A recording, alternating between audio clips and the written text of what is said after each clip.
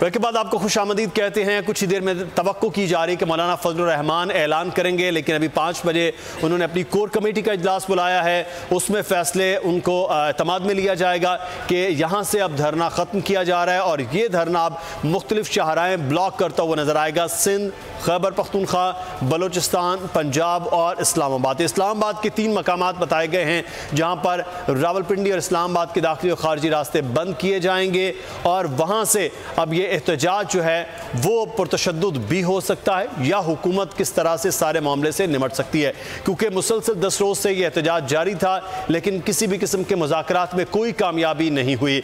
इस्लामाबाद में ये एहतजाज कोयटा और कराची से शुरू होकर और फिर पेशावर से ये इस्लामाबाद में पहुंचा था और इस्लामाबाद में मुख्तलिफ सियासी जमातें जो अपोजिशन में शामिल हैं वो इस एहतजाज का हिस्सा बनी। तकारीर की गई। मियाँ शहबाज शरीफ अपोजिशन लीडर, पाकिस्तान मुस्लिम यूनियन के सदर वो आए, पाकिस्तान पीपल्स पार्टी के चेयरमैन बिलावल भुट्टो जरदारी भी आए और उन्होंने आकर तकारीरें की और मुतालिबा एक रखा गया कि इस हुकूमत का खात्मा जो है वो किया जाएगा। इस वक्त इस तमाम तर सूरत हाल के हवाले से हम खुसूसी ट्रांसमिशन में हमारे साथ सुमैया रिजवान एंकर पर्सन हमारे साथ मौजूद है। जी सुमैया। जी हाँ मुदस्सिर, और आज हमने देखा कि प्लान बी पर अमल शुरू कर दिया गया है। मौलाना फजलुर रहमान जिन्होंने कहा था कि अगर ये तमाम तर सूरत हाल को कंट्रोल हुकूमत ने नहीं किया तो फिर प्लान बी हमारा होगा और प्लान बी के मुताबिक अब जो कोयटा चमन शाहराह है उसको भी ब्लॉक कर दिया गया है। ना सिर्फ कोयटा चमन शाहराह बल्कि सिंध, पंजाब, KPK, बलूचिस्तान तमाम शाहराहें जो हैं उनको बंद करने का ऐलान कर दिया गया है। कहा गया है कि पेशावर मोड़ एहतजाज को अब मुल्की धरनों में मुंतकिल किया जाएगा। खैमे सिमटना शुरू हो गए हैं और अब ये खैमे जो हैं वो मुख्तलिफ शाहराहों पर जाके लगना शुरू हो जाएंगे और अब ये शाहराहें बंद कर दी जाएंगी। कई शाहराहें हम देख रहे हैं, मेन शाहराहें मुदस्सिर जो कि अभी भी ब्लॉक हैं, वहाँ पर दोपहर से हमने देखा था कि वो शाहराहें बंद होना शुरू हो गई थी जैसे ही ये कहा गया था कि अब प्लान बी पर अमल होगा। तो अब देखना ये कि हुकूमत क्या करेगी, क्योंकि हुकूमत के पास अब 2 मामलात ऐसे हैं जो कि बड़े देखने होंगे हुकूमत के लिए, एक दर्द सर बन चुके हैं। एक तो ये धरने का मामला और दूसरा मियाँ साहब का मामला। अब देख रही है कि मौलाना फजलुर रहमान अपनी कोर कमेटी के इजलास के बाद जब वो कैंटीनर पर आएंगे तो क्या तरीक़ाकार वो आगाह करेंगे, लेकिन जो ज़राए ख़बर दे रहे हैं कि जो फ़ैसला हुआ है उस फैसले के मुताबिक खैबर पख्तूनख्वा जहाँ पर पाकिस्तान तहरीक इंसाफ की हुकूमत है वहीं पर सबसे अहम मामला ये है कि जमीयत उलमा इस्लाम फ़ेक की एक स्ट्रेंथ है सबसे ज़्यादा। जमीयत उलमा इस्लाम फ़ेक की स्ट्रेंथ जहाँ पर है वहाँ पर उन्होंने भरपूर तरीके से कहा है कि बन्नू हो जहाँ पर जमीयत उलमा इस्लाम सबसे ज़्यादा मजबूत माजी में भी रही है, अब भी है, लकी मरबत है, करक है, ये जो खैबर पख्तूनख्वा का तमाम तर इलाका है DI खान तक, यहाँ पर शाहराओं को भी ब्लॉक किया जाएगा और यहाँ पर मामला सख्त जो है वो नज़र आएंगे। इस्लामाबाद के 3 मकामात ऐसे हैं जैसे 26 नंबर चुंगी है जहां से पिंडी और इस्लामाबाद का रास्ता है, फैजाबाद जो माजी में भी धरनों की एक जगह रहा है, फैजाबाद को भी ब्लॉक किए जाना बताया जा रहा है कि यहां से अगर रास्ते बंद हो गए तो फिर होगा क्या मुदस्सिर? अब ये तो बड़ा एक सवालिया निशान है ना, हुकूमत के लिए भी चैलेंज है। नज़ीर लगारी साहब हमें ज्वाइन करें, उनसे बात करते हैं। लगारी साहब, हुकूमत के लिए ये चैलेंज बन गया है ये मामला भी। दूसरा मामला तो है मियाँ साहब की सीएफ से नाम निकालने का, लेकिन अब ये जो अहम ऐलान अभी करेंगे मौलाना साहब के प्लान बी, तमाम शाहराएं मुल्क की बंद, क्या करेगी फिर हुकूमत? नहीं, ये तासुर दिया जा रहा था ना कि मौलाना बंद गली में फंस गया है, मौलाना दीवार से लग गए, अब तो हुकूमत बंद गली में फंसती जा रही है। सूरत हाल तो चेंज हो रही है इसलिए कि शहर बलूचिस्तान में और सिंध में तो कार्रवाइयाँ शुरू हो गई हैं और लोगों ने रास्ते बंद करना शुरू कर दिए हैं और कई शाहराहें बंद की जा चुकी हैं और कई शहरों के आपस के रास्ते जो हैं मुनक़ता हो चुके हैं। कोयटा चमन का रास्ता नहीं है, चमन पशीन का रास्ता नहीं है, पशीन का रास्ता जो है वो ब्लॉक हो चुका है। इस तरह से बलूचिस्तान के अलावा यहाँ सिंध में जैकोबाद को ब्लॉक किया जा चुका है।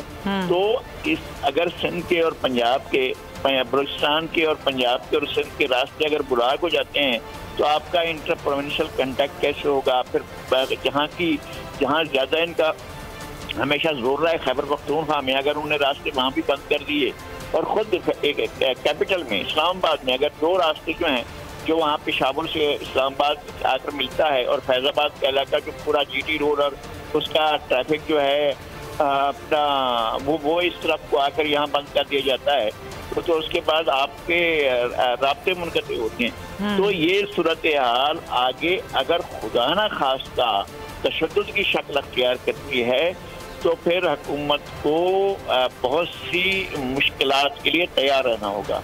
हुकूमत को इस मामले को टैकल करना चाहिए था। हुकूमत के पास हज़ारों ऑप्शन होते हैं कि वो इंगेजमेंट करें।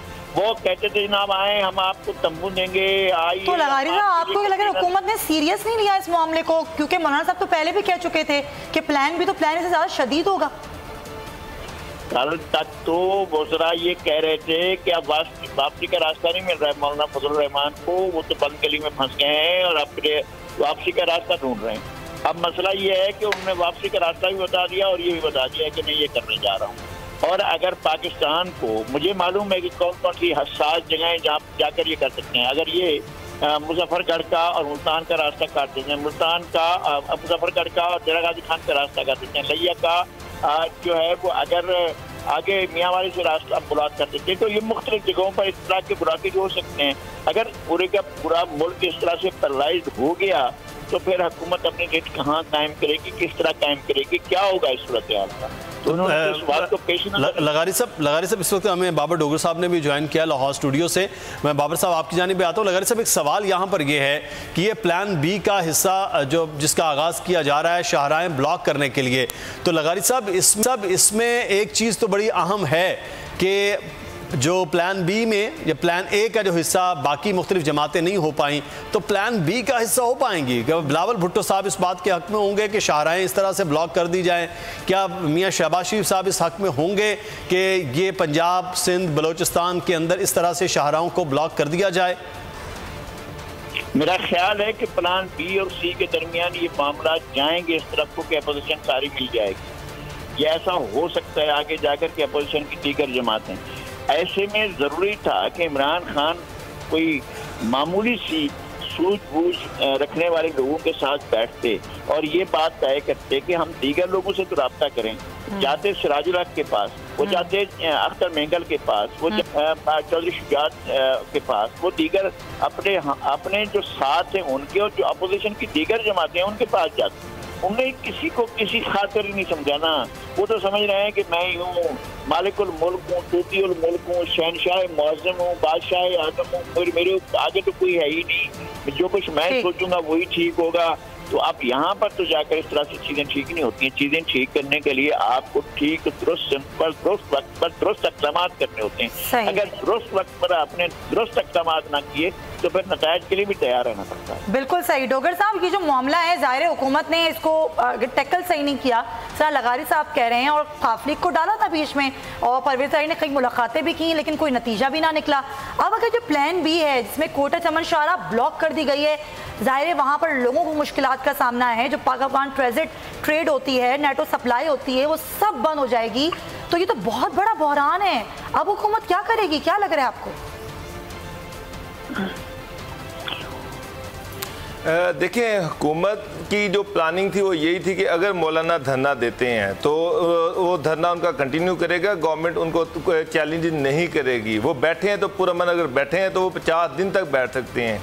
तो ये गवर्नमेंट क्लैश नहीं करना चाह रही थी। लेकिन जो स्ट्रेटजी, जो प्लान बी सामने आ रहा है, उसके जो मेरी इतलात है उसके मुताबिक गवर्नमेंट जो है अब स्टेट जो है वो हरकत में आएगी और मौलाना को रोकने की कोशिश की जाएगी। एट एनी कॉस्ट मौलाना को यह अलाउ नहीं किया जाएगा कि वो पूरे पाकिस्तान को ब्लॉक कर दें, चोक कर दें, आमदोरफ्त बंद कर दें, लोगों की आमदोरफ्त बंद कर दें, इस्लामाबाद को पाकिस्तान से काट दें, शहरों को एक दूसरे से काट दें।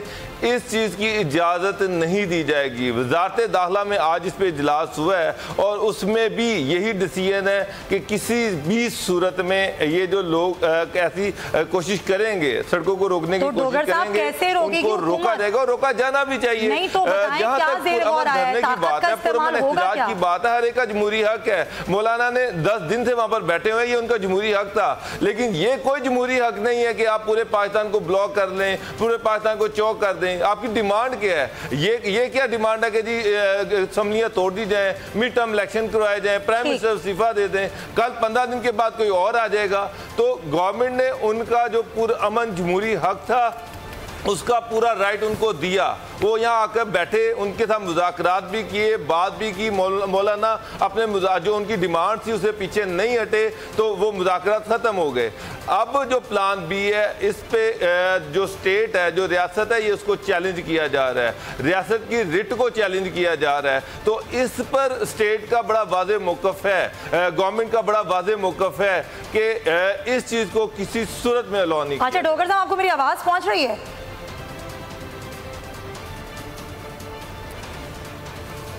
आवाज आपकी बड़ी स्लो है। अच्छा डोगर साहब, मुझे बताएं, आपने कहा हुकूमत ने हिकमत अमली अपनाई, किसी सूरत भी ये होने नहीं दिया जाएगा, तो फिर रोका कैसे जाएगा? क्या ताकत का इस्तेमाल भी ज़ेर गौर है?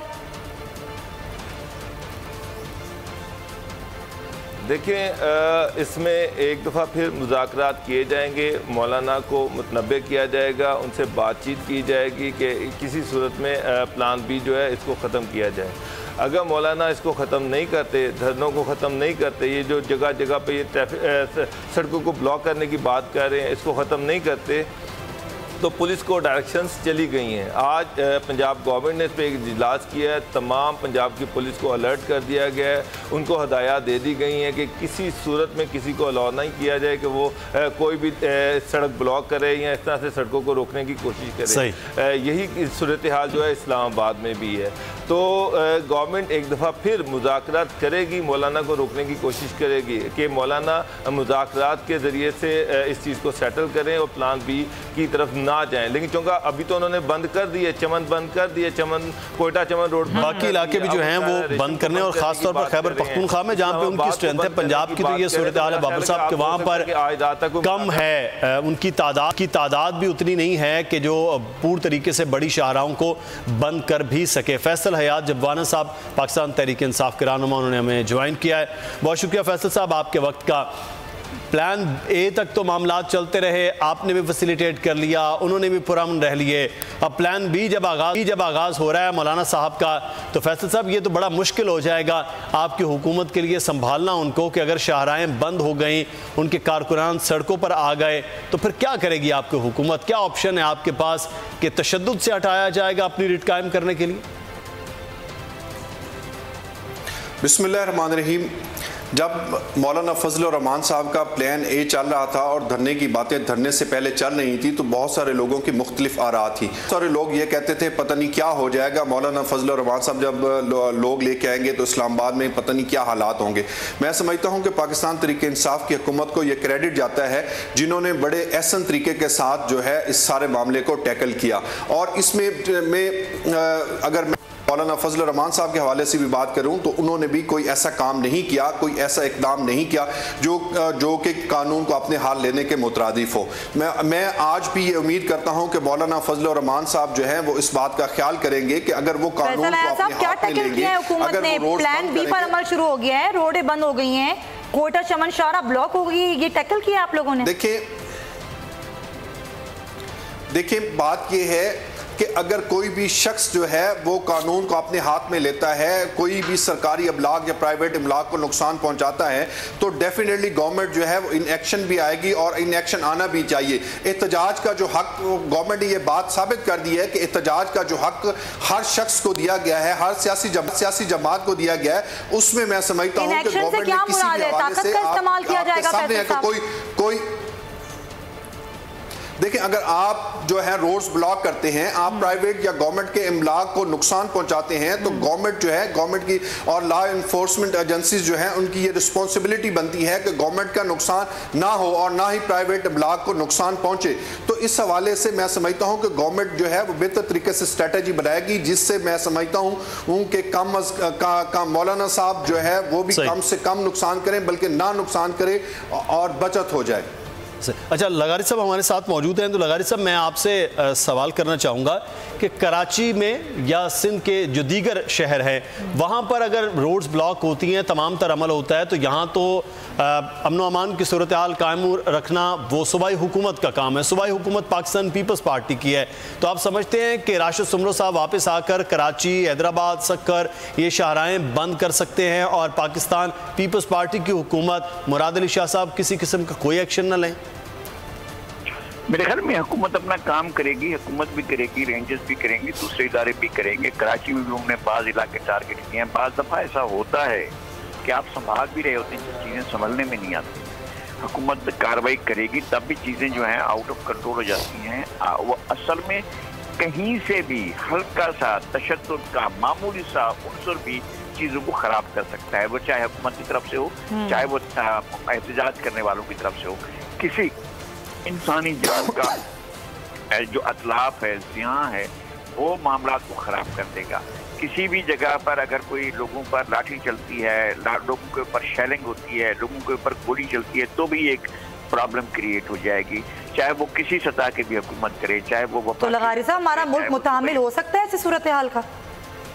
मैं अर्ज यही कर रहा हूँ कि ये सूरत हाल का मुतामिल पाकिस्तान नहीं हो सकता। पाकिस्तान बहुत ही बदतरीन मुआशी, सियासी, इक़्तिसादी, समाजी बहरान से गुजर रहा है, जो पाकिस्तान पर ऐसे बहरान माजी में बहुत ही कम नजर में आए हैं। इस वक्त जीरो गवर्नेंस है, जीरो गवर्नेंस है। कहीं भी जाएं, किसी सतह पर भी जाकर बात करें, कोई शख्स काम करने को तैयार नहीं है। मामूली से मामूली बातें भी इस बात पर खुश होते हैं कि बजट लैप्स हो गया और हमने इतने पैसे खर्च नहीं किए और गवर्नमेंट का खजाना बचा लिया, जबकि वो पैसे लैप्स हो गए हैं और जो काम होना था वो नहीं हुआ। इस बात पर जश्न है, भाई हमने किया नहीं है ना, इसलिए हमारे ऊपर तो कुछ आएगा नहीं, वरना हमने अगर कुछ किया होता, अगर हमने कुछ तरक्याती काम कर दिया होता, बजट का साफ किया होता, तो हुकूमत तो नैब आकर हमें पकड़ लेता। एक तरफ नैब का डंडा जो है वो गवर्नेंस नहीं करने दे रहा है किसी को भी, और दूसरा जो है ये एहतजाज है। फिर हुकूमत की अपनी एक पॉलिसी है, एक इक़्तिसादी पॉलिसी, जो पता नहीं दुनिया के कौन से माहिरीन ने बनाई है, जहाँ पर इस वक्त आप देखें तो सही, अयूब खान के जाने का आप लोगों की पैदाइश नहीं हुई थी उस वक्त। मैं बता रहा हूँ, अयूब खान के दौर में 4 आने चीनी पर पड़े थे, अयूब खान की हुकूमत खत्म हो गई थी। और यहाँ पर टमाटर आप देखें, वो कहते हैं कि जी अब तो देखो हमारी हुकूमत ने कमाल कर दिया, डॉलर से तो हमने टमाटर को आगे कर दिया है, यानी डॉलर 160 का है और टमाटर जो है वो 300 का है। तो ये तो इस तरह की हुकूमत इस तरह के लतीफ़े छोड़ रही है। और एक एक चीज, लोगों की महंगाई जो है इतनी शदीद हो गई है, असल में लोगों का गुस्सा, लोगों का एहतजाज। लेकिन लगारी साहब इसमें एक चीज मैं आपसे जानना चाहूँ, आपका अगर लोगों का गुस्सा है, एहतजाज है, लेकिन सोसाइटी के एलिमेंट्स में अगर हम ये देखते हैं, पाकिस्तान मुस्लिम नून एक सबसे बड़ी अपोजिशन की जमात है, पीपल्स पार्टी दूसरी बड़ी अपोजिशन की जमात है, वो लोग इस एहतजाज में महंगाई के खिलाफ, इस बैड गवर्नेंस के खिलाफ वो नहीं निकले। सिर्फ मौलाना फजलुर रहमान के एहतजाज में उनके अपने कारकुनान मौलाना के साथ हैं। तो ये एहतजाज महंगाई के खिलाफ या इन चीज़ों के खिलाफ उस तरह से नज़र भी नहीं आ रहा। मौलाना फजलुर रहमान भी जब गुफ्तगू कर रहे हैं वो हुकूमत के खात्मे की, नए इंतखाबात की और सिलेक्टेड के लिए और नाअहल के हवाले से बात कर रहे हैं। तो फिर ये इसको एहतजाज को पूरी तरह एहतजाज कहा जा सकता है कि पूरे मुल्क के लोग महंगाई के खिलाफ एहतजाज कर रहे हैं, जिसका हवाला आप दे रहे हैं कि 1964-65 में 66 में भुट्टो के अयूब खान के खिलाफ हुआ। मैं कह रहा हूँ जुल्फ़िकार जी भुट्टो ने कभी ये चीनी की महंगाई की बात नहीं की थी, लोगों की बेजारी को उन्होंने कल्टीवेट किया था। शेख मुजीबुर रहमान ने ये नहीं कहा था कि चीनी महंगाई होगी है इसलिए हमें जो है वो बाहर निकलना है। मौलाना अब्दुल हमीद खान भाषानी ने ये नहीं कहा था, मौलाना नवाबजादा नसरुल्लाह खान ने ये नहीं कहा था कि क्योंकि चीनी महंगी होगी है। और इस तरह से कराची में जो स्टूडेंट्स दरबदर किए गए थे उन्होंने ये नहीं कहा था कि जनाब चीनी महंगी होगी है इसलिए। मैं कहता हूँ हालात असरअंदाज हो रहे होते हैं। लोग जब किसी बात पर, गम की दास्तान पर रो रहे होते हैं तो अपने दुखों को रो रहे होते हैं। दास्तान का दुख अपनी जगह पर होता है, उनको अपने दुख याद आ रहे होते हैं। लोगों को मौलाना के धरने में अपने दुख याद आएंगे, अपने इनके ऊपर जो बीत रही है वो याद आएगी। जब जाते हैं बाजार में और चीजों के भाव पूछते हैं वो याद आएगा कि लोग कुछ नहीं खरीद सकते। एक वक्त था कि जब 500 रुपए लेकर घर का शाम का खर्चा, शाम की जो तरकारी और शाम का जो राशन था ले आते थे, 500 रुपए में एक चीज भी नहीं मिलती, 2 चीजें भी नहीं मिलती। बिल्कुल ऐसा ही है लगारी साहब, महंगाई की सूरत हाल तो ज़ाहिर कंट्रोल से बाहर है। बाबर डोगर साहब, मौलाना साहब की अब धरना जो प्लान बी है इसका अब अमल दरामद भी शुरू हो गया है, तो लाहौर पुलिस को क्या हिदायत दी गई हैं, किस तरीके से जो समांतर मामलात अगर बनते हैं तो उनसे निपटा किस तरीके से जाएगा? देखें, आज सीएम ने भी इस पे मीटिंग भी की है और जो लाहौर पुलिस को जो कन्वे किया गया है कि अगर कोई ऐसा इंसिडेंट होता है, अगर कोई ऐसी एफर्ट की जाती है कि लाहौर में किसी चौक को, किसी सड़क को ब्लॉक करने की कोशिश की जाती है तो उसको पुरअमन तरीके से उसको उनको हटाया जाए। पुलिस को ये सख्ती से मना है कि वो कोई इक्विपमेंट अपने पास नहीं रखेंगे, कोई असला अपने पास नहीं रखेंगे, बल्कि वो पुरअमन तरीके से, बेहतर तरीके से कोशिश करेंगे कि उनको वहाँ से हटाया जाए। लेकिन अभी तक जिस तरह से अभी लगारी साहब बात कर रहे थे, बड़े शहरों में पंजाब की इस धरने में कोई ख़ास पार्टिसिपेशन नहीं है। ये धरना पूरे पंजाब से गुजर के गया है। पंजाब की 11 करोड़ की आबादी है। मेरी जो अंदाज़ा उसमें पंजाब की 11 करोड़ आबादी में 2000 लोग भी